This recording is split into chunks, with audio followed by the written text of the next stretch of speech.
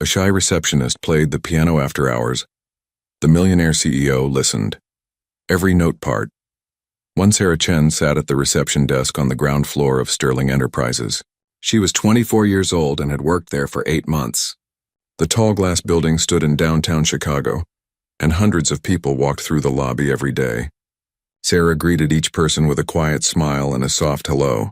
She answered phone calls, directed visitors, and kept the reception area neat and organized. Most people did not really notice Sarah. She was the kind of person who blended into the background. She wore simple clothes in gray or navy blue. Her dark hair was always pulled back in a neat bun. She spoke only when necessary. "Good morning. How can I help you? Have a nice day." These were the words she used most often. She never joined her coworkers for lunch in the cafeteria. She never attended the happy hour gatherings on Friday evenings. She simply did her work and went home. But Sarah had a secret, a passion that burned inside her quiet heart. She loved music. More than anything in the world, she loved playing the piano. In her small apartment across the city, she had an old keyboard that she had bought from a thrift store. Every evening after work, she would sit at that keyboard for hours. Her fingers would dance across the keys, creating beautiful melodies that filled her tiny living space. This was when Sarah truly came alive. This was when she was not the shy receptionist. This was when she was herself. Sarah had taught herself to play piano. She never had formal lessons. She could not afford them. She watched videos online and practiced until her fingers hurt. She learned piece after piece from classical masters to modern composers. Chopin, Debussy, Rachmaninoff, Ludovico Einaudi. She could play them all. Music was her language, the way she expressed feelings she could never speak out loud. One Tuesday afternoon, Sarah was delivering some files to the executive floor. This was the 20th floor of the building, where the most important people in the company worked. The hallways were wider here. The carpet was thicker. Everything felt more expensive and important. Sarah walked quickly, keeping her eyes down, hoping no one would stop her or ask her questions. As she turned a corner, she passed by a room with double doors. Through the glass panels, she saw something that made her stop breathing. A piano. A beautiful grand piano sat in the corner of what looked like a formal lounge. The room had leather couches, expensive artwork on the walls, and tall windows overlooking the city. But Sarah only saw the piano. It was black and shiny, probably worth more than she made in a year. Her fingers tingled. She imagined what it would feel like to play a real grand piano instead of her small keyboard at home. She had never touched a real piano before. She stood there for a long moment, staring through the glass until someone walked past her in the hallway. Then she hurried away, her cheeks burning with embarrassment. But Sarah could not forget about that piano. For the next 2 weeks, she thought about it constantly. Every time she went to the executive floor with files or messages, she would walk past that room. She would glance inside, making sure no one saw her looking. The piano was always there, waiting. It seemed like no one ever used that room. The furniture looked untouched. The piano lid was always closed. One evening, Sarah stayed late at work. She had to finish filing a large stack of documents, and she wanted to get them done before the next morning. By 6 o'clock, most people had gone home. By 7 o'clock, the building was quiet. Sarah finished her filing and gathered her things to leave. Then she had a thought. A crazy, impossible thought. What if she just looked at the piano up close? Just for a minute. No one would know. The executive floor would be empty now. She could take the elevator up, look at the piano, maybe touch the keys once and then leave. It would be harmless. Just a quick visit. Sarah's heart pounded as she rode the elevator to the 20th floor. The doors opened with a soft chime. The hallway was dark except for the emergency lights. Her footsteps were silent on the thick carpet. She walked to the lounge and tried the door. It was unlocked. She slipped inside and closed the door quietly behind her. The room was beautiful in the dim evening light. The windows showed the Chicago skyline, with lights beginning to twinkle as darkness fell. But Sarah only had eyes for the piano. She walked over to it slowly, almost afraid to get too close. She ran her hand along the smooth black surface. It was cool and perfect under her fingers. She lifted the lid carefully, revealing the keys. They were ivory white and beautiful. Sarah looked around one more time. The building was silent. Everyone had gone home. She was alone. Completely alone. She pulled out the piano bench and sat down. Her hands trembled as she placed them on the keys. She pressed one key gently. The sound was pure and perfect, so much richer than her keyboard at home. She pressed another key, then another. Then Sarah began to play. She started with Chopin's Nocturne in E-flat major, one of her favorite pieces. Her nervousness melted away as the music flowed from her fingers. She forgot where she was. She forgot that she was not supposed to be there. She forgot everything except the music. Her body swayed slightly as she played. Her eyes closed. The beautiful melody filled the room and spilled out into the hallway. Sarah did not know that she was not alone. 3 doors down from the lounge in a large corner office, Marcus Sterling sat at his desk. He was the CEO of Sterling Enterprises, the man who owned the entire company. He was 42 years old, tall and handsome, with dark hair that was starting to show gray at the temples. He wore an expensive suit even though it was evening and everyone else had gone home. Marcus had been working late every night for the past 6 months. Ever since his divorce was finalized, he did not want to go home to his empty house. Work was easier than facing the silence, so he stayed in his office reading reports and answering emails until 10 or 11 at night. Then he would drive home, sleep a few hours, and come back early the next morning. This had been his life for half a year, but tonight something interrupted his work. Music, piano music, floating down the hallway. Marcus looked up from his computer screen confused. Who would be playing piano at this hour? Who would be playing piano at all? That lounge was rarely used, and as far as he knew, no one in the company played piano. He stood up and walked to his office door. He opened it quietly and stepped into the hallway. The music was clearer now, more beautiful. It was Chopin, he thought, though he was not sure. He had taken piano lessons as a child, but quit when he was 12. That was 30 years ago, but he remembered enough to know that whoever was playing was very good. Marcus walked down the hallway toward the lounge. The door was closed, but he could see light coming from inside. He approached quietly and looked through the glass panel in the door. What he saw made him freeze in surprise. It was the receptionist, the quiet girl from the lobby. Sarah, he thought her name was. He had seen her many times when he came in each morning. She always smiled politely and said good morning, but she never made eye contact. He had never really paid attention to her. She was just the receptionist, part of the building's furniture, someone he barely noticed. But the woman playing piano was not the same person he passed in the lobby each day. This woman was transformed. Her eyes were closed, her face completely relaxed. Her whole body moved with the music. She played with confidence and passion, her fingers flying across the keys. She looked beautiful. Not just pretty, but truly beautiful, lit from within by something powerful and real. Marcus stood in the darkened hallway and watched her play. He felt something stir in his chest, something he had not felt in a very long time. The music was beautiful, yes, but it was more than that. It was the emotion behind it. He could hear sadness in the notes, but also hope. He could hear loneliness, but also joy. This woman was pouring her heart out through the piano, and he was witnessing something private and precious. The piece ended, and Sarah sat still for a moment, her hands resting on the keys. Then she seemed to remember where she was. Her eyes flew open and she looked around the room quickly, as if suddenly worried she would be caught. She glanced at her watch and gasped. It was almost 8 o'clock. She had been playing for nearly 40 minutes. Sarah stood up quickly and closed the piano lid. She grabbed her bag from the couch where she had set it. She looked nervous now, guilty. Marcus stepped back from the door and moved into the shadows of a nearby alcove.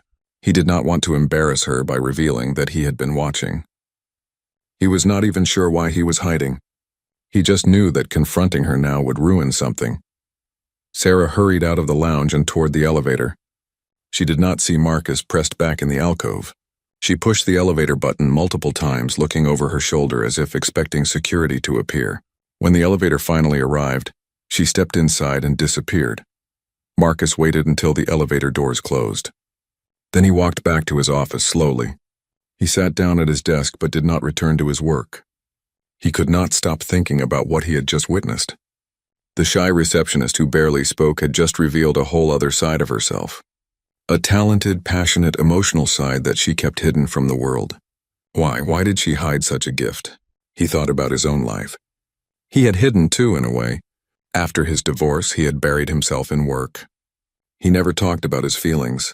He never showed weakness. He kept everything locked inside. just like Sarah seemed to keep her music locked inside. Maybe they were not so different. Marcus looked at his computer screen at the boring financial report he had been reading. Suddenly it seemed pointless. The music he had just heard was more real, more meaningful than anything in that report.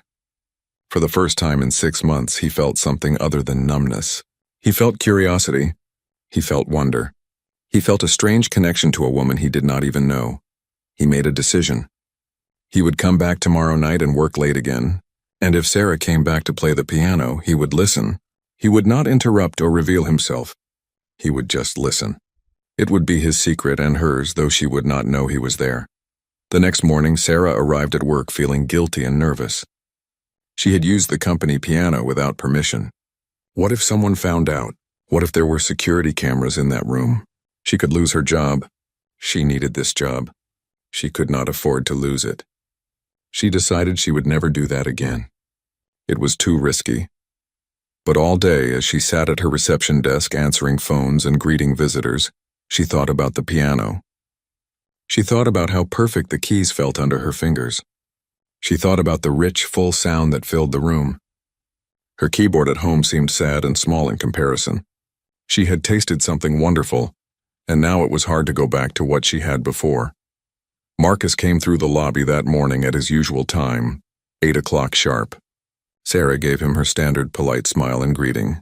"Good morning, Mr. Sterling." He paused for just a moment, looking at her face as if searching for something. She felt her cheeks grow warm under his gaze. Did he know? Could he tell? But then he nodded and continued to the elevators. Sarah let out a breath she did not know she had been holding. The day passed slowly. Sarah tried to focus on her work, but her mind kept wandering back to the piano. By 5 o'clock, most people were leaving for the day. By 6 o'clock, the lobby was quiet. Sarah gathered her things to go home. She stood up from her desk and looked toward the elevators. She should leave. She should go home to her apartment and play her keyboard and forget about the grand piano upstairs. But her feet started walking toward the elevator. Her hand pressed the button for the 20th floor. She tried to stop herself. This was wrong. This was dangerous. But the pull of the music was too strong. She had to play again just once more. Just for a little while, the elevator doors opened on the executive floor. Sarah stepped out into the quiet hallway. She walked to the lounge and opened the door. The piano waited for her exactly as she had left it. She sat down at the bench and lifted the lid. She took a deep breath and began to play. This time she played Debussy's Clair de Lune, a piece that always made her feel peaceful. The notes floated through the room like moonlight. Sarah lost herself in the music once again, unaware that down the hall Marcus Sterling had heard the first notes and was walking toward the lounge, unaware that he took up his position in the darkened hallway, watching through the glass. Unaware that she had an audience who was quickly becoming devoted to her secret evening performances.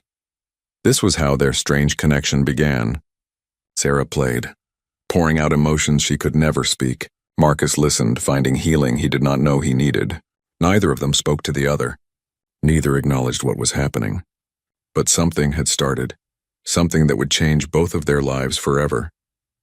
The music played on into the evening, filling the empty spaces in the building and in two lonely hearts. A shy receptionist played the piano after hours at But. The Millionaire CEO listened every note part. Sarah started staying late at work twice a week. Every Tuesday and Thursday evening, she would wait until most people left the building. Then she would take the elevator to the 20th floor and play the piano in the executive lounge. She always checked carefully to make sure no one was around. She looked down every hallway before entering the room. She listened for footsteps or voices. She was terrified of being caught, but she could not stay away from that beautiful piano. Each time she played, Sarah chose different pieces. Sometimes she played classical music from composers who lived hundreds of years ago. Sometimes she played modern pieces that she had learned from the internet. Each piece meant something to her. Each one told a story or expressed a feeling she carried inside. When her fingers touched the keys, she could finally let everything out. Marcus learned Sarah's schedule quickly. Every Tuesday and Thursday, he made sure to stay late at his office. He told his assistant Jennifer that he had extra work to do, but that was not the real reason. The real reason was the music. The real reason was the chance to watch Sarah transform from a quiet, invisible receptionist into someone extraordinary. He never revealed himself. He always watched from the darkened hallway, standing where she could not see him. He felt a little guilty about this secret observation, but he told himself he was not hurting anyone. He was just listening to music in his own building. That was all. But deep down, he knew it was more than that. He was watching her. He was learning about her through the pieces she chose to play. Each song told him something about who she really was. Marcus began to research the music Sarah played. He would listen carefully, trying to remember the melodies. Then he would go back to his office and search online to identify the pieces. He learned about Rachmaninoff and his powerful emotional compositions. He learned about Ludovico Einaudi, a modern composer whose music was simple but deeply moving. He read about each piece, learning what emotions the composers were trying to express. Through this research, he felt like he was understanding Sarah better, even though they never spoke. Something strange started happening to Marcus. He began to change. For 6 months after his divorce, he had been empty inside. He worked constantly because work kept him from thinking about his failed marriage. He ate meals without tasting them. He went through each day like a robot, just going through the motions. But now something was different. He started leaving work at reasonable hours on Mondays, Wednesdays, and Fridays. He went home and cooked real meals instead of ordering takeout. He called his sister, whom he had not talked to in months. He even started jogging in the mornings before work. His assistant Jennifer noticed the change. She commented that he seemed less stressed, more present. Once she even heard him humming a melody while reading a report. He stopped abruptly when he realized what he was doing, but the damage was done. He was becoming alive again, and it was all because of the music. Because of Sarah. Sarah had no idea about any of this. She knew nothing about the man who listened to her play. She arrived at work each morning and sat at her reception desk, same as always. She greeted Mr. Sterling when he walked through the lobby, same as always. She had no idea that he knew her secret, no idea that he thought about her music throughout his day, no idea that she was changing his life. Sarah had her own struggles and her own past. She had grown up in foster care, moving from one home to another. She never knew her real parents. They had abandoned her at a hospital when she was 2 years old. For the next 16 years, she lived with different families. Some were kind, some were not. She learned early in life to be quiet and invisible. Children who caused problems got moved to new homes. Children who stayed quiet and did what they were told had a better chance of staying in one place. Music had been Sarah's only constant companion during those difficult years. When she was 8 years old, a foster family had an old piano in their basement. Sarah found it one day while exploring. She taught herself to play by ear, picking out simple melodies she heard on the radio. That foster mother had been angry when she found Sarah at the piano. She said Sarah was not allowed to touch their things. But for those few weeks before she was caught, Sarah had been happy. She had found something that was hers, something beautiful in a world that often felt cold and hard. After she aged out of foster care at 18, Sarah was on her own. She worked multiple jobs to pay for a small apartment. She saved every extra dollar. When she was 20, she bought her first keyboard from a thrift store. It cost $50 and some of the keys stuck, but it was hers. She taught herself to play properly, watching free videos online and practicing for hours every night. Music became her escape, her therapy, her hope. Now at 24, Sarah was taking night classes at a community college. She was studying music therapy. She wanted to help troubled children someday, kids like she had been. She wanted to show them that music could heal, that it could give you a voice when you felt like you had none. But the classes were expensive and she had to work full-time to afford them. Progress was slow. At this rate, it would take her 3 more years to finish her degree. One Thursday evening, something unexpected happened. Sarah was playing the piano as usual. She had chosen Beethoven's Moonlight Sonata, a piece that always made her feel calm. She was completely lost in the music when she heard a sound behind her. Footsteps. She stopped playing immediately and spun around on the piano bench. A security guard stood in the doorway. It was Ron, an older man who had worked at Sterling Enterprises for 15 years. He had white hair and kind eyes, but right now his face looked serious. Sarah felt her heart drop into her stomach. She had been caught. She was going to lose her job. She stood up quickly, her hands shaking. "I am so sorry. I know I should not be here. I will leave right now. I promise I will never come back. Please do not report me. The words tumbled out of her mouth in a rush. She felt tears starting to form in her eyes. Ron looked at her for a long moment. Then his serious expression softened. He stepped into the room and closed the door behind him. Sarah, right? From reception downstairs? Yes, sir, she whispered. How long have you been playing up here? A few weeks. I know I should not have. I am so sorry. Ron walked closer to the piano.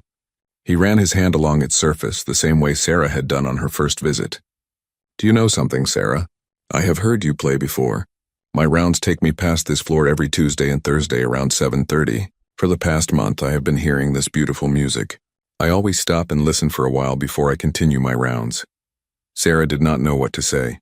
She stared at him, waiting for him to tell her she was fired, that she needed to pack her things and leave. But instead, Ron smiled. You play beautifully. Really beautifully. You remind me of my wife, Mary. She used to play piano. Not as good as you, but she loved it. She would play for hours, same as you do. Sarah felt confused. Was he angry or not? She could not tell. Thank you, she said quietly. I really am sorry for using the piano without permission. Ron waved his hand. I am not going to report you, but I need to make a deal with you. You can keep playing here, but only if you play a song for me. Mary passed away 2 years ago. Her favorite piece was Claire de Lune. Would you play it for her? Sarah felt relief wash over her. Of course I will. She sat back down at the piano, her hands still trembling slightly. But as soon as she started playing Debussy's famous piece, the trembling stopped. The music flowed from her fingers, gentle and beautiful. The notes floated through the room like moonlight on water. When she finished, she looked over at Ron. He was wiping tears from his eyes. Thank you, he said, his voice thick with emotion. That was perfect. Mary would have loved it. They talked for a few minutes after that. Ron told Sarah about his wife, about their 50 years of marriage, about how empty his house felt without her. Sarah told him a little about herself, about growing up without parents, about how music was the only thing that made her feel less alone.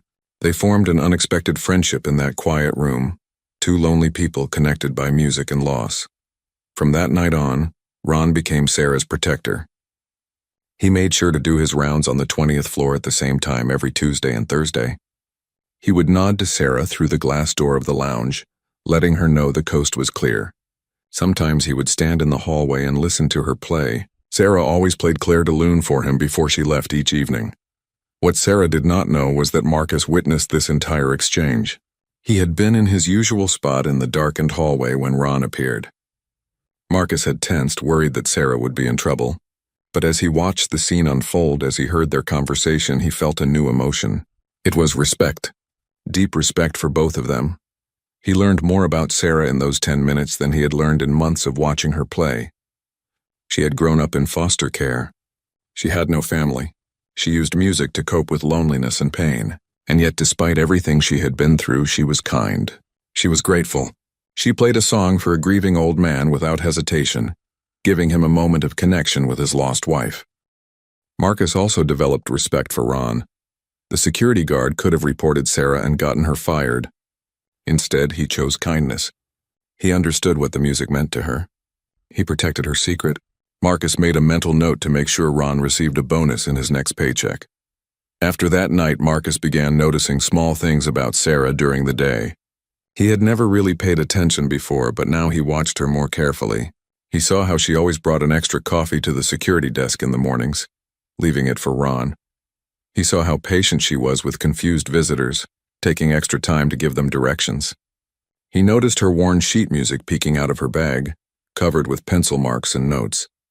He saw a person who was genuinely good, someone who cared about others despite having so little herself. Marcus found himself wanting to talk to her. He wanted to tell her that he had heard her play, that her music was beautiful.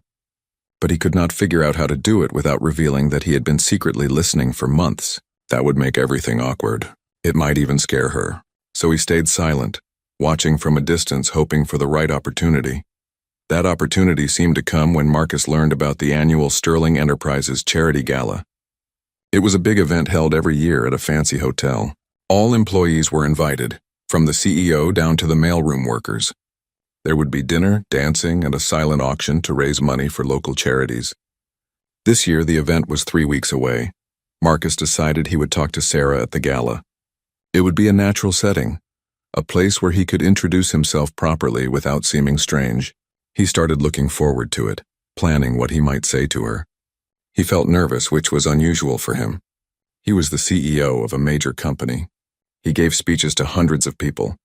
He negotiated million-dollar deals. But the thought of talking to a shy receptionist made him nervous as a teenager. The problem was that Sarah had no intention of going to the gala. When the invitation arrived at her desk, she looked at it and immediately felt anxious. A formal event at a fancy hotel, surrounded by executives and important people, she would have to make small talk and smile and pretend to fit in. The thought made her stomach hurt. She planned to throw the invitation away and forget about it, but her coworker Amy had other ideas. Amy worked in accounting and had become friendly with Sarah over the past few months. She was one of the few people Sarah talked to at work. When Amy learned that Sarah was not planning to attend the gala, she was shocked. "You have to go," Amy insisted. "It will be fun. There will be free food and music and dancing." "I do not dance," Sarah said quietly, "and I do not have anything to wear to an event like that." Amy would not accept no for an answer. She showed up at Sarah's apartment the next Saturday with a dress she had bought. It was simple but elegant, a dark blue color that would look beautiful on Sarah. Amy had bought it on sale and refused to let Sarah pay her back.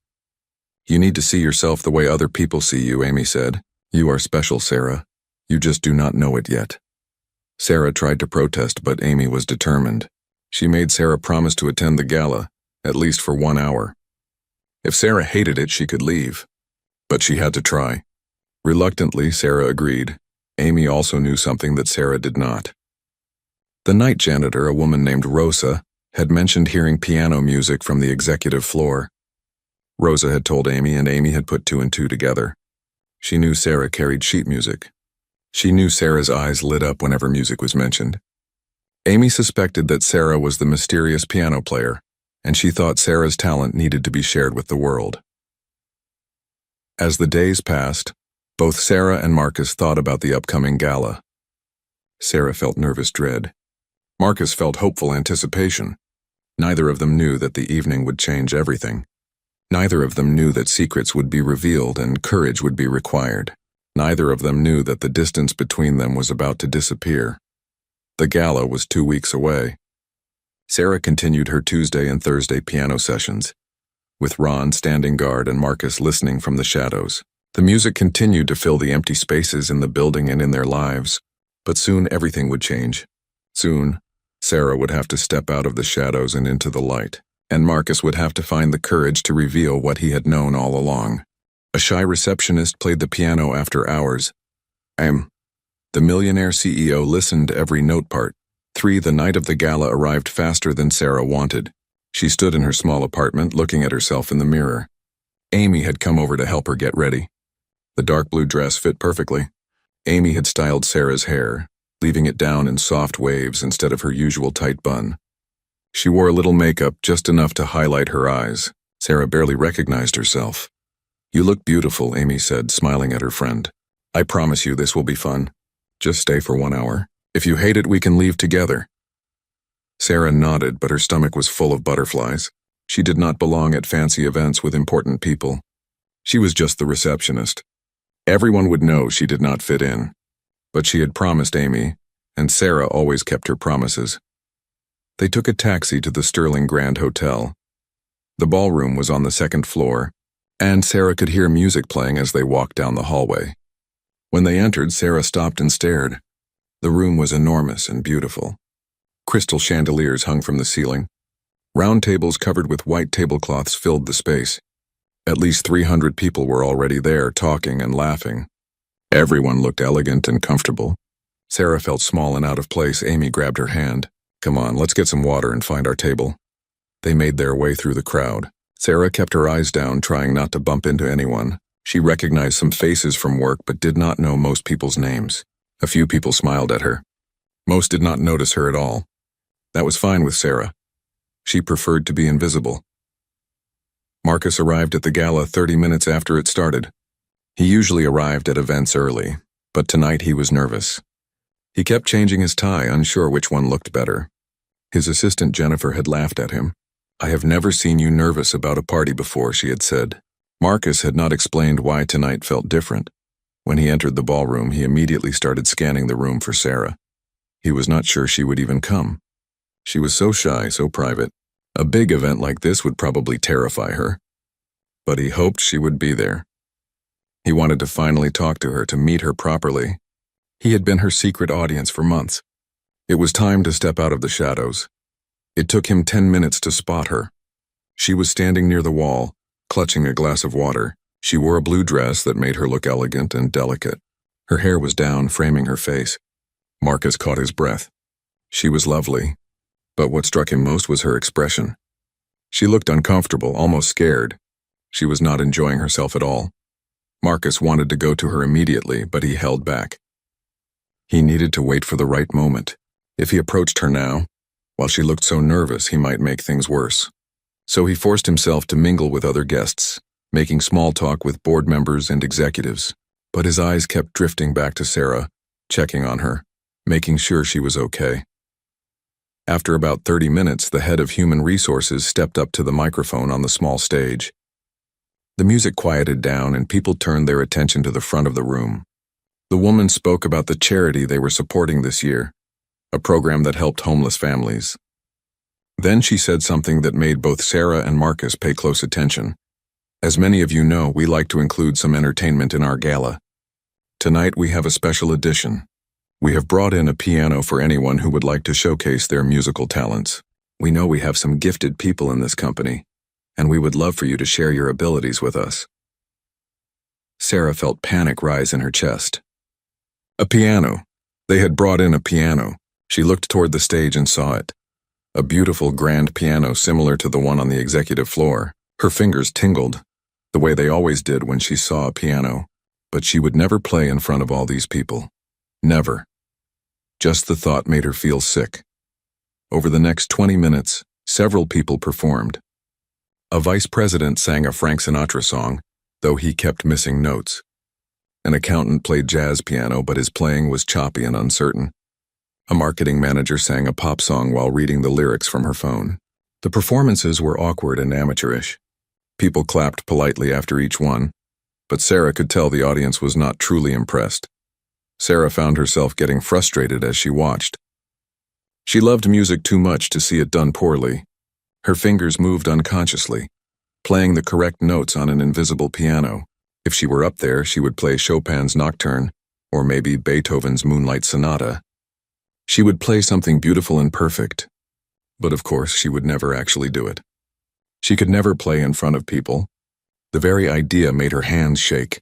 Marcus watched Sarah's reaction from across the room. He saw her fingers moving. He saw the look on her face, a mixture of longing and frustration. She wanted to play.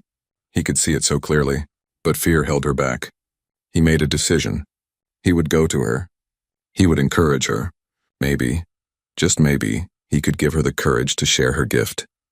He made his way through the crowd toward her. Sarah did not notice him approaching. She was too focused on the stage, on the piano that called to her. When Marcus stopped beside her, she jumped slightly, startled. "You are Sarah from reception, aren't you?" he said, keeping his voice gentle and friendly. Sarah looked up at him, her eyes wide. "Yes, Mr. Sterling," she recognized him, of course. Everyone knew who the CEO was, but she had never been this close to him before. He was tall and handsome, with kind eyes. Up close, she could see the lines around those eyes, the touch of gray in his hair. He looked tired but warm. "I have heard you play," he said. His voice was quiet, meant only for her ears. "You are very talented." Sarah felt the blood drain from her face. He knew. How did he know? Who had told him? Was she in trouble? Her mind raced with questions and fears. I did not mean to. "I am sorry," she stammered. Marcus realized he had frightened her. He held up his hands in a calming gesture. "Please do not apologize. I work late sometimes. I have heard you through the walls. Your music is beautiful, truly beautiful." Sarah did not know what to say. She looked down at her feet, her cheeks burning with embarrassment. He had heard her. The CEO of the company had heard her playing the piano after hours. She wanted to disappear. Marcus could see her distress. He tried a different approach. "Would you consider playing something tonight? For everyone here? I think they would love to hear real talent." Sarah's head snapped up. No, I could not. I cannot play in front of people. I am sorry. She shook her head firmly, taking a step back. Marcus saw the fear in her eyes. He remembered something then, something from his own past. When he was 12 years old, he had played violin in his school orchestra. He had been good, really good. His teacher had wanted him to audition for a youth symphony. But Marcus had been too afraid of failing, too afraid of being judged, so he quit. He told everyone he was too busy with other activities, but the truth was he was scared. And he had regretted that decision for 30 years. I understand being afraid, Marcus said softly. When I was young, I played violin. I quit because I was scared of what people would think. I have regretted that silence for 3 decades. Your music deserves to be heard, Sarah. Please do not make the same mistake I did. Sarah looked at him, surprised by his honesty. This powerful, successful man had been afraid too? It seemed impossible. But she could see the truth in his eyes. He understood her fear because he had felt it himself. Before Sarah could respond, another voice joined them. You should do it, dear. Ron had appeared beside them, smiling his kind, grandfatherly smile. Sarah had not even seen him arrive. He was wearing his security guard uniform. Having been assigned to work at the gala, Ron, Sarah said, relieved to see a friendly face. Ron looked at Marcus, then back at Sarah. Play for all of us what you played for my Mary, share that gift. It would make her happy to know others got to hear it too. Sarah felt tears prick her eyes. Ron and Mr. Sterling were both asking her to do the one thing she feared most. But they believed in her. They thought she was good enough. And Ron was asking her to play for his late wife, the woman he had loved for 50 years. How could she say no to that? Her hands were shaking. Her heart was pounding, but she heard herself say, Okay, I will try. Marcus felt a wave of relief and excitement. He wanted to cheer, but he kept his expression calm. Thank you, he said simply. You will be wonderful. Sarah walked toward the stage on trembling legs. Amy saw her moving through the crowd and grabbed her arm. What are you doing? She whispered urgently. I am going to play, Sarah said, her voice barely audible. Amy's eyes went wide. Really, that is amazing. You can do this. The head of HR saw Sarah approaching the stage and smiled. Do we have another volunteer? She asked into the microphone. Sarah climbed the 3 steps to the stage. Under the lights, she could see the entire ballroom. 300 faces looking at her. 300 pairs of eyes. She felt dizzy with fear. She almost turned around and ran. But then she saw Ron standing near the back of the room. He gave her a thumbs up. Next to him, she could see Mr. Sterling, watching her with an expression of encouragement and hope. Sarah sat down at the piano bench. The room had gone quiet. Everyone was waiting. She placed her hands on the keys, and they were shaking so badly she was not sure she could play. She took a deep breath. Then another. She thought about Ron and his wife Mary. She thought about all the lonely nights in her apartment playing her cheap keyboard. She thought about the children she wanted to help someday, the kids who needed to know that music could save them. And then Sarah began to play. She chose River Flows in You by Yeruma, a modern piece that was both gentle and emotional. The first notes were shaky, but then something happened. The music took over. The fear began to fade. Sarah forgot about the 300 people watching. She forgot about the lights and the stage. She forgot everything except the music. Her fingers moved across the keys with confidence and grace. The melody flowed from the piano, filling the entire ballroom. It was beautiful. It was perfect. People stopped talking. They stopped moving. Everyone stood still, captivated by what they were hearing. This was not like the other performances. This was real talent, real emotion, real art. Marcus watched Sarah's face as she played. Her eyes were closed. Her whole body swayed gently with the music. She looked peaceful, almost happy. This was the Sarah he had been watching for months, the Sarah who came alive through music. But now everyone else could see her too. He felt proud, as if her success was somehow his own. He had helped make this moment happen. The piece lasted about 4 minutes, but it felt timeless. When the final notes faded away, the ballroom was completely silent for several seconds. Then the applause started. It was not polite, obligatory clapping. It was thunderous. People were genuinely impressed, some even moved to tears. They clapped, and some people stood up, giving Sarah a standing ovation. Sarah opened her eyes, stunned by the reaction. She looked out at the crowd and saw all those people applauding for her. For her, the shy receptionist who had spent her whole life trying to be invisible. Tears started streaming down her face. She stood up quickly and did an awkward bow, then hurried off the stage. She needed to get away, to process what had just happened. Sarah made her way through the crowd, people patting her shoulder and congratulating her as she passed. She pushed through the ballroom doors and found a quiet balcony that overlooked the city. She leaned against the railing, trying to catch her breath. The tears kept coming, but they were not sad tears. They were tears of release, of relief, of joy mixed with disbelief. A moment later, she heard footsteps behind her. She turned and saw Marcus Sterling stepping onto the balcony. He closed the door behind him, giving them privacy. "That was incredible," he said. "You have real talent, Sarah. Genuine, rare talent." Sarah wiped at her tears, embarrassed to be crying in front of the CEO. "Thank you. Thank you for pushing me to do it. I never would have had the courage on my own." Marcus walked over to stand beside her at the railing. They both looked out at the Chicago skyline, the lights of the city twinkling below them. For a moment, neither of them spoke. It was a comfortable silence, the kind that exists between people who understand each other. Then Marcus said something that surprised both of them. "I have been your audience for 3 months. Every Tuesday and Thursday, I stay late in my office just to hear you play. I hope that does not seem strange or inappropriate. Your music has helped me through a very difficult time in my life." Sarah turned to look at him, shocked. 3 months? He had been listening for 3 months? She did not know what to say. Marcus continued, not quite meeting her eyes. "My divorce was finalized 6 months ago. I was in a dark place, just going through the motions of life. Then I heard you play one night and something changed. Your music reminded me that there is still beauty in the world. You gave me something precious without even knowing it." Sarah felt her heart swell with emotion. She had helped someone. Her music had mattered to someone. She had always played for herself as a way to survive. She never imagined it could help another person. "I always felt like someone was listening," she said quietly. "I could not explain it, but when I played, I felt less alone. Maybe I was sensing you somehow." They looked at each other then, really looked at each other for the first time. Something passed between them, a recognition, a connection. Two lonely people who had found comfort in music and in each other's presence, even from a distance. "I want to help you," Marcus said. "I want to create a position at Sterling Enterprises for a music therapist. You could help employees deal with stress and anxiety through music. You could use your gift to help people. And we would pay for the rest of your education." Sarah's mouth fell open. "A job? A real job using her music?" It seemed too good to be true, but why me? "I have not even finished my degree. What if I fail? What if people think I do not deserve it?" "You do deserve it," Marcus said firmly.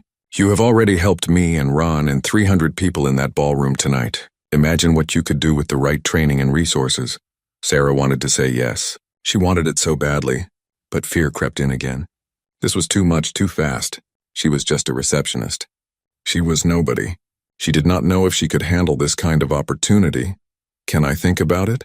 she asked. "Can I have some time to decide?" "Of course," Marcus said. "Take all the time you need. But I hope you will say yes. I truly believe you were meant for this." They stood on that balcony for a long time, talking about music and life and dreams. For the first time in her life, Sarah felt like someone truly saw her. Not just the quiet receptionist, but the real person underneath. And for the first time since his divorce, Marcus felt hope for the future. Hope that life could be more than just work and loneliness. Neither of them knew that their conversation had been noticed by others. That rumors would start spreading through the company. That complications would arise. All they knew in that moment was that something important had begun. A connection had been made, and neither of them would be the same again. A shy receptionist played the piano after hours a bowl. The Millionaire CEO listened every note part. For Sarah went home that night feeling like she was floating. She could not sleep. She kept replaying everything in her mind. The performance, the applause, the conversation with Marcus Sterling on the balcony, the job offer. It all seemed like a dream. But when she woke up the next morning, Monday morning, it was real. Everything had really happened. She arrived at work early, as always. But when she sat down at her reception desk, everything felt different. People she had never spoken to before came by to compliment her performance. Nice job at the gala, they would say. You were amazing. Didn't know you could play like that. Some people were genuinely friendly, but Sarah noticed that some looked at her with something else in their eyes. Jealousy, maybe, or suspicion. She tried not to think about it too much. At 10 o'clock, Marcus's assistant Jennifer came down to the lobby. Sarah Chen, Mr. Sterling would like to see you in his office, please. Sarah's stomach flipped. She stood up on shaky legs and followed Jennifer to the elevator. They rode up to the 20th floor in silence. Sarah had delivered files here many times, but she had never been called to the CEO's actual office. The door was large and impressive, made of dark wood with Marcus Sterling, Chief Executive Officer, printed on a gold nameplate. Jennifer knocked and opened the door. Sarah, Mr. Sterling. Marcus stood up from behind his massive desk. He smiled warmly at Sarah, trying to put her at ease. He could see how nervous she was. Please, sit down. Would you like some water or coffee? No, thank you. Sarah sat in one of the leather chairs facing his desk. She folded her hands in her lap to keep them from shaking. Marcus sat down across from her. He had a folder on his desk, which he pushed toward her. I had HR draw up a formal proposal for the position we discussed. Music Therapy Wellness Coordinator. Take a look. Sarah opened the folder with trembling fingers. Inside was a job description, salary information, and benefits package. Her eyes widened when she saw the salary. It was more than twice what she made as a receptionist. There was also money for continuing education, a budget for instruments and materials, and her own office space. This is too much, Sarah whispered. I do not deserve all this.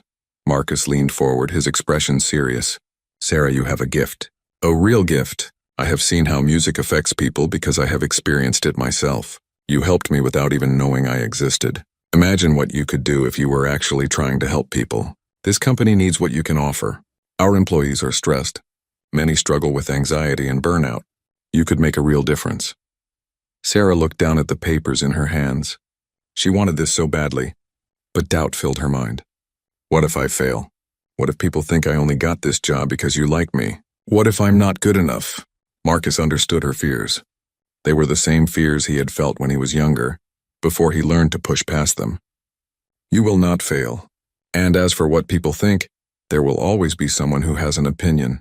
But the board will have to approve this position. You will need to present your ideas to them. If they say yes, then no one can claim you did not earn it. Sarah took a deep breath. When would I present to the board? 2 weeks from today. We would work together to prepare the presentation. You would explain music therapy, how it works, what programs you would create, how it would benefit the company. Show them you know what you are doing. 2 weeks. That was not much time. But Sarah thought about the children she wanted to help someday. This job would give her the experience and credentials she needed. It would prove that music therapy worked. It would open doors for her future. And maybe, just maybe, she really could help people. Okay, she said, her voice stronger now. I will do it. I will take the job and present to the board. Marcus smiled, and Sarah noticed how it made his whole face light up. He looked younger when he smiled like that. Excellent, let's start tomorrow. We will meet every evening to work on the presentation. Sarah nodded and stood to leave. As she reached the door, Marcus called out to her. Sarah, I am proud of you. What you did Saturday night took real courage.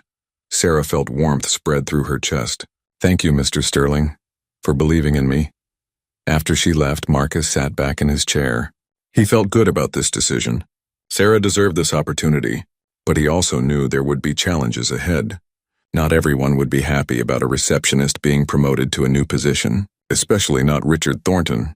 Richard Thornton was the vice president of operations.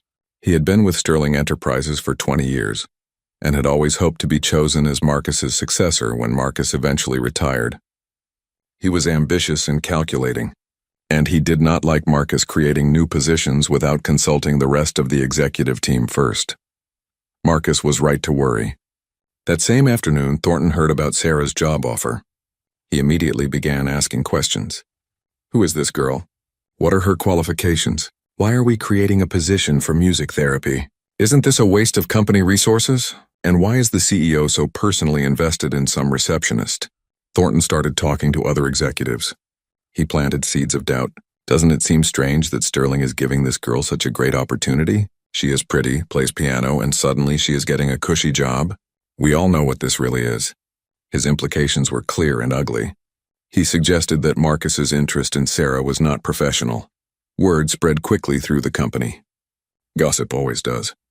By Wednesday, people were whispering. Sarah noticed the change. Some co-workers who had been friendly now avoided her. She heard bits of conversations that stopped when she walked by. Once she was in the bathroom and heard two women talking outside the stalls. She is using him to get ahead. It is so obvious. She played the piano and turned on the charm. Sarah had stood frozen in the stall, tears streaming down her face. She waited until the women left before coming out. That evening, Sarah met with Marcus to work on the presentation. They were in a small conference room on the 20th floor. Sarah had prepared notes about music therapy techniques, but she seemed distracted. Marcus noticed she had been crying. "Sarah, what is wrong?" he asked gently. She hesitated, then decided to be honest. "People are talking. They think you only created this job because you like me, in a romantic way. They think I am using you or that you are using me." She could not look at him as she spoke. Marcus felt anger rise in his chest, not at Sarah, but at the people who would spread such gossip. He had expected some resistance, but not this kind of personal attack. "I am sorry you are dealing with this. People can be cruel when they do not understand something. Maybe I should withdraw," Sarah said quietly. "Maybe I should just stay as a receptionist. That way your reputation would not be damaged." "No," Marcus said firmly. "Absolutely not. If we stop because of gossip, then we prove them right. If we continue and you succeed, we prove them wrong. You will present to the board. You will show them that you have real knowledge and real plans. You will earn this position. And anyone who has a problem with it can answer to me." Sarah looked up at him, surprised by the passion in his voice. "But what if the board says no? What if they reject the whole idea? Then we will deal with that when it happens.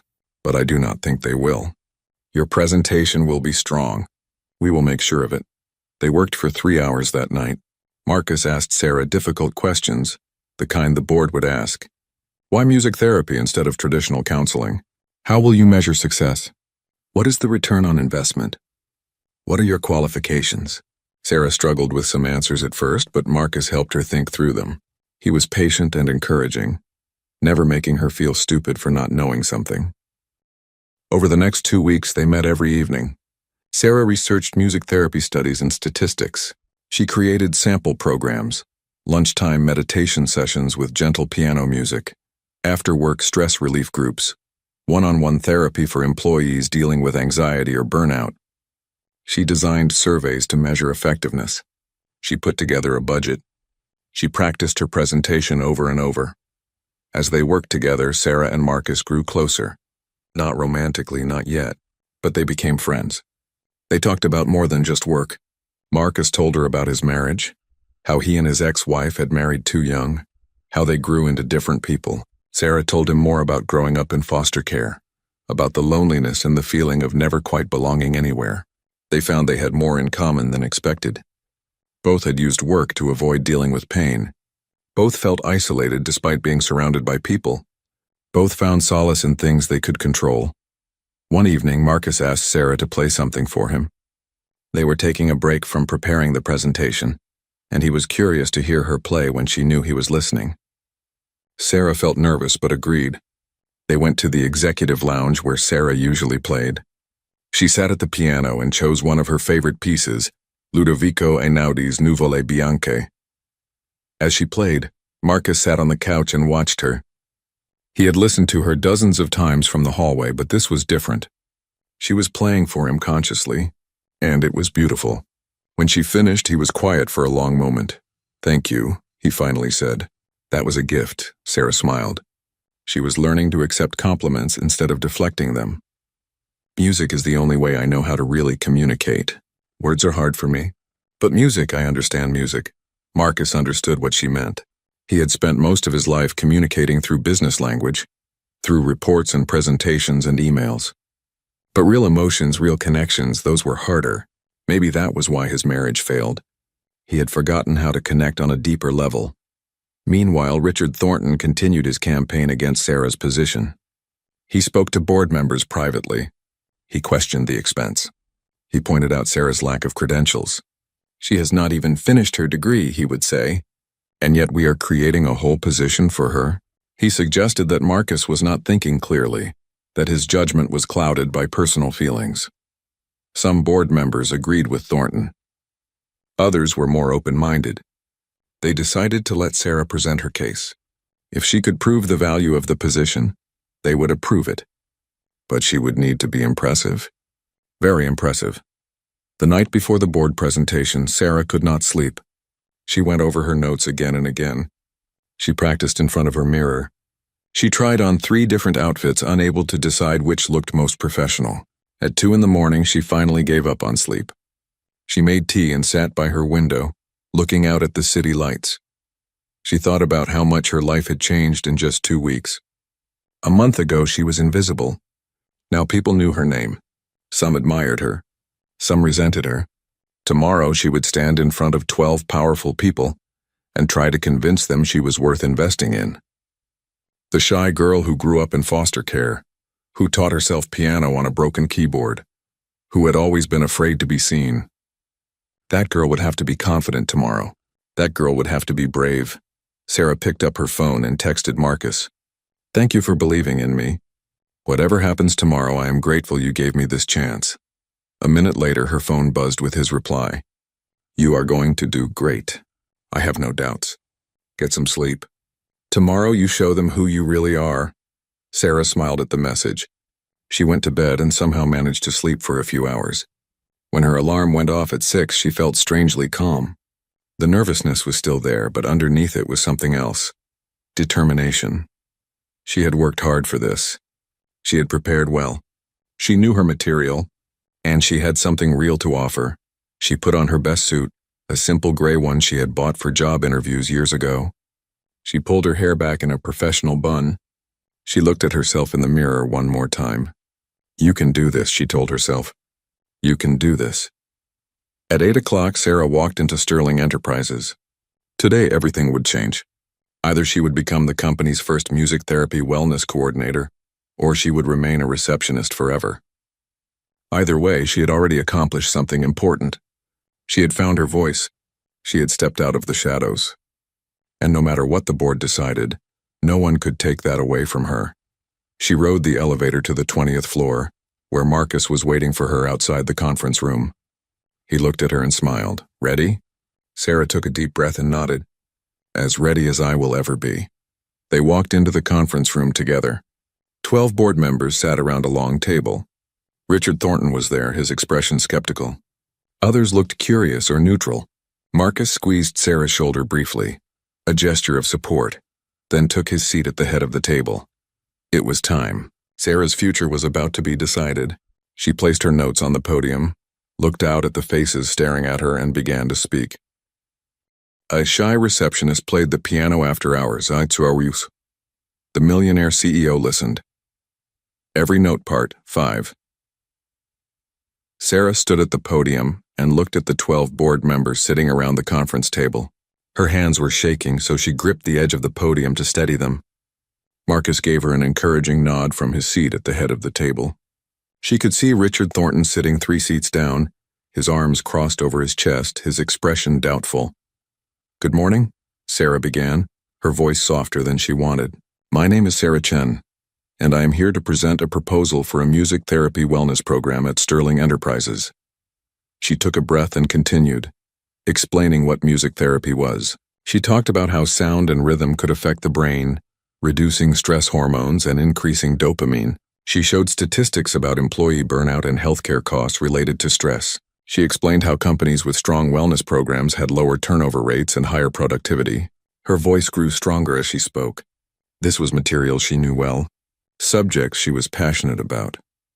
Marcus had helped her prepare data showing that Sterling Enterprises spent over $2 million a year on healthcare costs related to stress, anxiety, and depression. If a music therapy program could reduce those costs by even 20%, it would pay for itself many times over. Plus, happier employees worked better and stayed with the company longer. It was not just good for people. It was good for business. After 20 minutes of presentation, Sarah moved on to her proposed programs. Lunchtime meditation sessions where employees could listen to live piano music while doing guided breathing exercises. After-work stress relief groups. One-on-one therapy sessions for employees struggling with anxiety, burnout, or difficult life situations. She had created detailed plans for each program, including schedules, room requirements, and measurement tools. The board members listened carefully. Some took notes. Others simply watched Sarah evaluating her. She could not tell what they were thinking. Richard Thornton had not changed his skeptical expression. After 35 minutes, Sarah finished the main part of her presentation. She paused and looked at Marcus. He had suggested she do something unusual, something that would help the board truly understand the power of music therapy. Sarah had been nervous about it, but now she felt ready. "I would like to do a brief demonstration," Sarah said. "If you are willing, I would like to lead you through a 5-minute stress reduction session. I brought a portable keyboard for this purpose." Several board members looked surprised. Others looked curious. The board chairman, an older man named Robert Chen, nodded. "Go ahead. Show us what you mean." Sarah had set up a small keyboard on a table near the podium. She moved over to it and asked everyone to sit back in their chairs and close their eyes if they felt comfortable doing so. Most of them did. Even Richard Thornton, though he looked like he was doing it just to prove the exercise would not work on him. Sarah began playing soft, gentle music. Nothing complicated, just simple patterns designed to be calming. As she played, she spoke in a quiet voice. "Breathe in slowly through your nose for 4 counts. Hold for 4 counts. Breathe out through your mouth for 6 counts." She repeated these instructions several times, her piano playing providing a peaceful background. The conference room was completely silent except for Sarah's voice and music. She watched the board members as she played. She saw their shoulders relax. She saw the tension leave their faces. Even Richard Thornton's stern expression softened. For 5 minutes, these powerful, busy people allowed themselves to just breathe and be still. When Sarah finished, she let the room stay quiet for a moment. Then she asked them to open their eyes. "You can now notice how you feel. Many of you probably feel calmer than you did 10 minutes ago. Your heart rate has likely decreased. This is what music therapy can do. And this was just 5 minutes.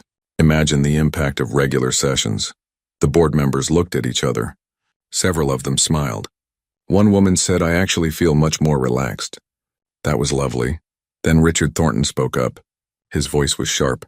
"Ms. Chen, that was a nice demonstration, but I have concerns. You are not a licensed music therapist yet. You are in fact still a receptionist. What qualifies you for this position?" The room went quiet. Everyone looked at Sarah. This was the moment she had been dreading. But Marcus had prepared her for this question. She had prepared herself. Sarah looked directly at Richard Thornton. She did not look away or down. "You are right, Mr. Thornton, I am not fully licensed yet. I am still working on my degree.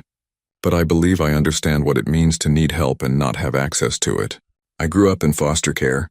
I moved from home to home. I never had parents or a stable family. The only thing that was constant in my life was music. Music saved me. It gave me a way to process emotions I could not put into words. It gave me hope when I had none." She paused, making sure everyone was listening.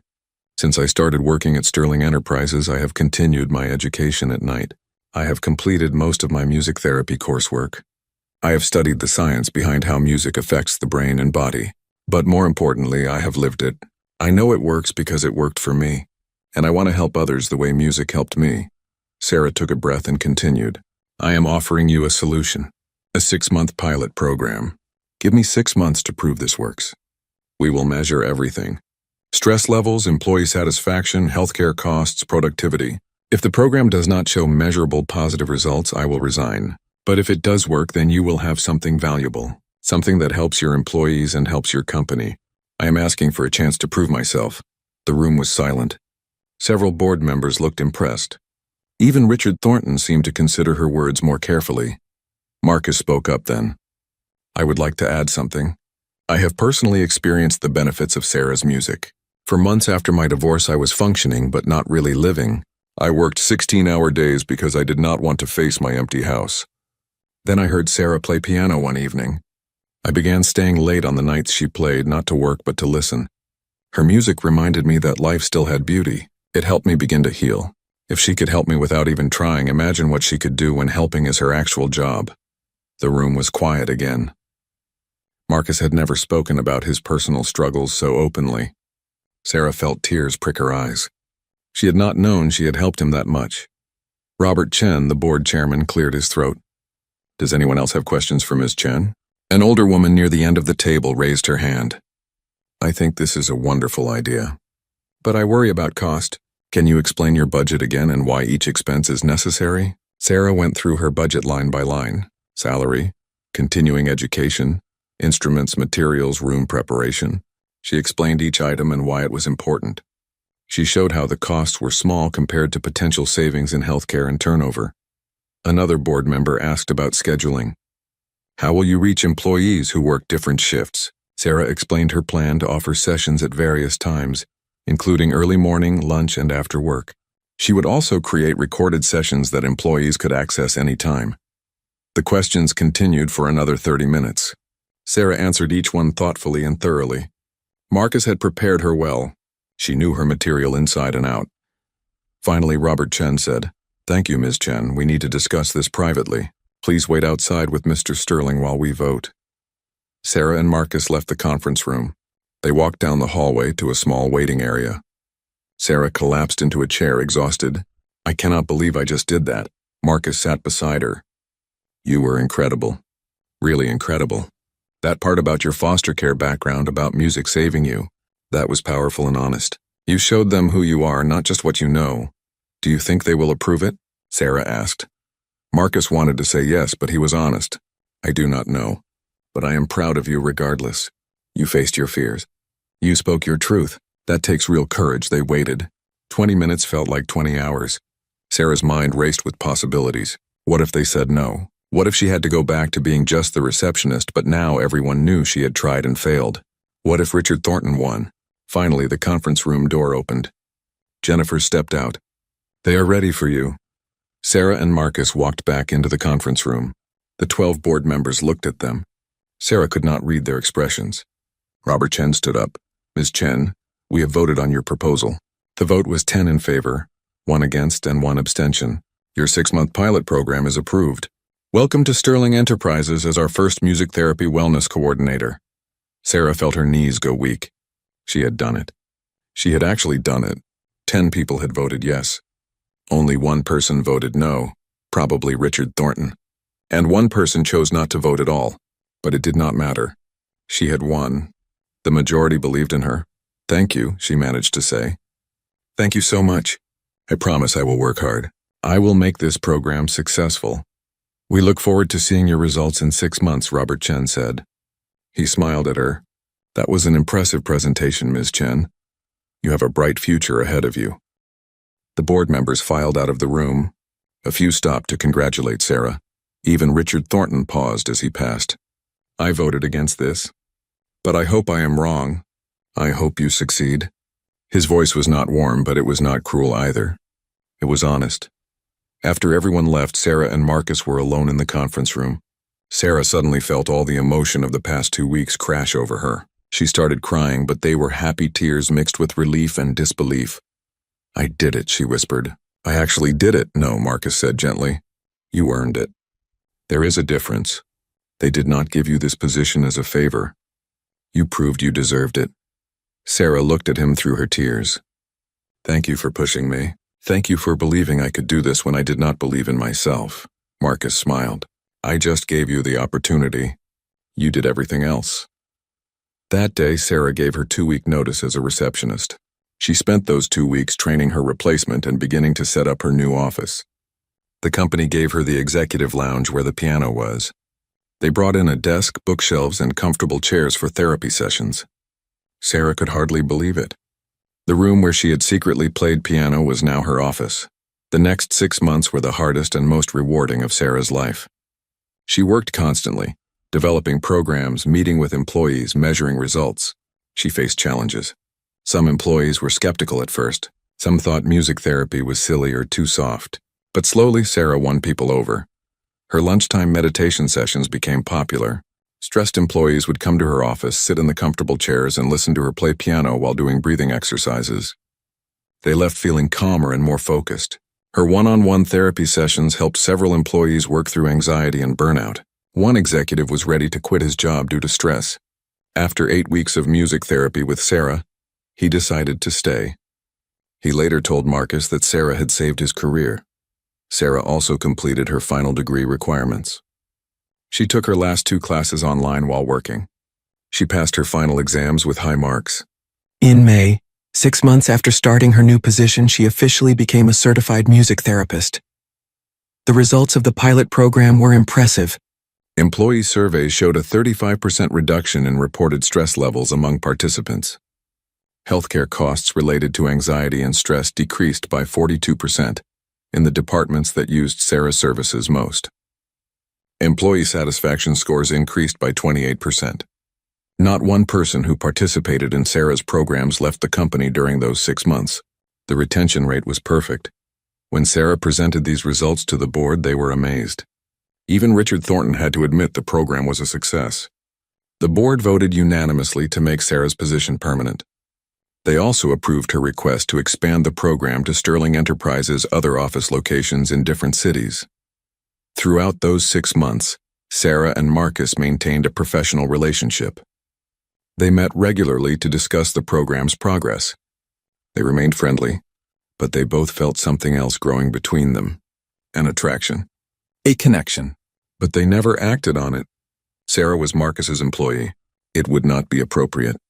So they kept their distance, even though it was difficult. On the evening of Sarah's final pilot program presentation, after the board approved her permanent position, Marcus asked to speak with her privately. They went to her office, the room that had started everything. Sarah sat at her piano bench. Marcus sat in one of the therapy chairs. 6 months ago, I made you an offer, Marcus said, and you accepted. But we both knew there were complications. You worked for me. People were already gossiping. We needed to keep things professional. And we did. You proved yourself completely on your own merit. Sarah nodded, not sure where he was going with this. Marcus continued. But the 6-month pilot is over. You are no longer in a probationary position. You have proven yourself to everyone, including me, including yourself. So I want to ask you something. Would you have dinner with me? Not as your boss, but as someone who admires you. As someone who would like to know you better. Sarah felt her heart race. She had hoped for this moment, but she had not let herself truly believe it would come. You want to date me? Marcus smiled. I want to take you to dinner. If dinner goes well, maybe we see what happens next.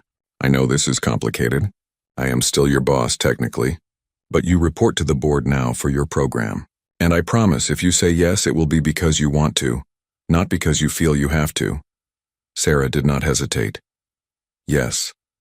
I would love to have dinner with you. They had their first date that weekend. They went to a quiet Italian restaurant and talked for hours. They discovered they had similar tastes in books and movies. They made each other laugh.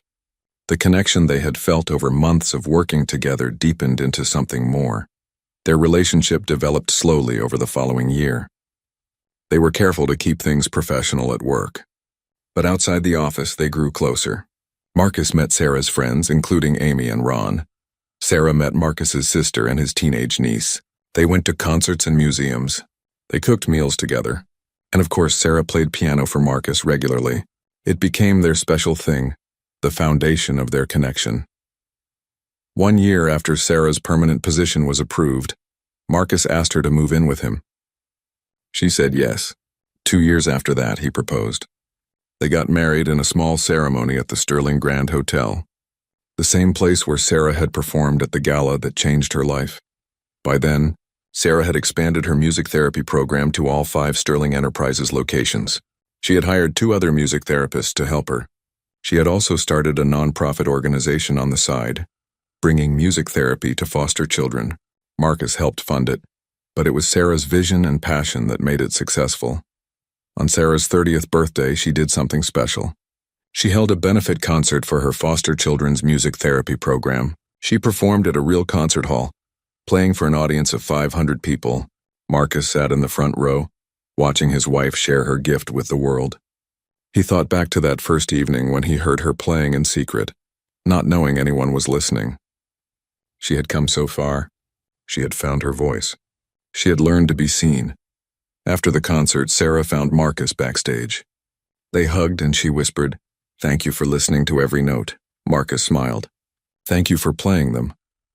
Years later, Sarah would visit her nonprofit center almost every day. She worked with dozens of foster children, teaching them piano, showing them that music could be their voice when they felt they had none. One afternoon, she was teaching a shy 10-year-old girl who reminded her of herself at that age. The girl played tentatively, unsure of herself. "It is okay to be quiet everywhere else," Sarah told her gently, "as long as you let your music be loud." The girl looked up at her and Sarah saw understanding in her eyes.